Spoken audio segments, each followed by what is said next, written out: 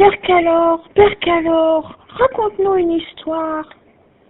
Voici l'histoire de Ciboulette.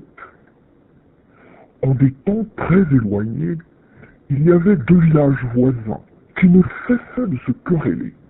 L'un en haut d'une colline, le village de Haut, et l'autre dans la vallée, le village de Hic. Tout était prétexte à dispute. Mais, fort heureusement, à mi-chemin entre les deux villages, régnait la Dame Blanche, qui, depuis sa demeure mystérieuse, veillait à ce que les querelles jamais ne dégénèrent.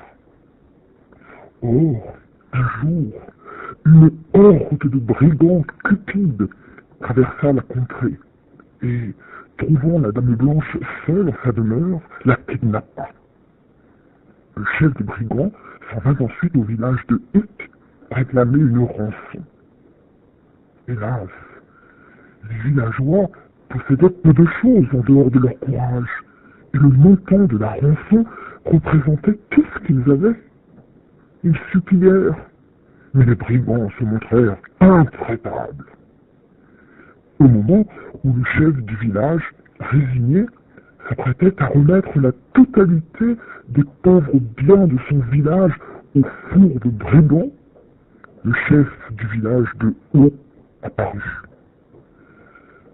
Déposant un sac empli d'or aux pieds du brigand sans pitié, il prononça ces mots à jamais gravés dans les mémoires. Haut paiera comme Hic. Et c'est ainsi que les deux villages fusionnèrent pour donner naissance à un nouveau village au nom étrange de Haut paiera comme Hic. Et Ciboulette, Père Calor et Ciboulette. J'y viens, mes enfants, j'y viens. Des années passèrent, et le village Beau paiera comme Hic vivait en paix, sous la protection de la Dame Blanche. Un jour, après des semaines de sécheresse, le feu prit dans le village, qui brûla tout, feu partout. Les villageois s'élancèrent et dansèrent, mais en vain, et les maisons furent détruites. Pendant la reconstruction, les villageois durent s'installer dans un village voisin. Après un chant du départ émouvant, ils se mirent tous en route pour leur résidence temporaire. Parmi eux, il y avait une jolie jeune fille au doux nom de Ciboulette, qui n'arrivait pas à dissimuler ses larmes.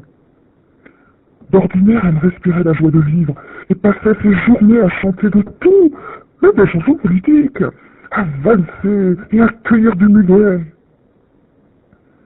Mais Ciboulette, contrainte au silence dans ce nouveau village où les habitants ne supportaient aucun bruit, commença à dépérir, et ses parents, inquiets, allèrent trouver la sage Carmen pour lui demander conseil.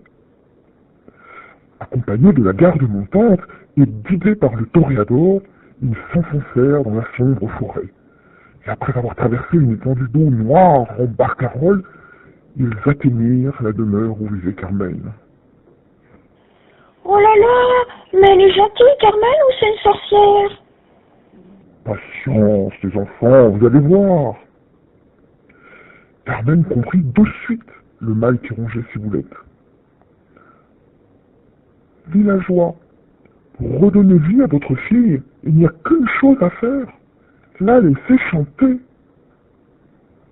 Mais Carmen, cela n'est pas possible. Nous avons promis à nos hôtes de respecter leur quiétude.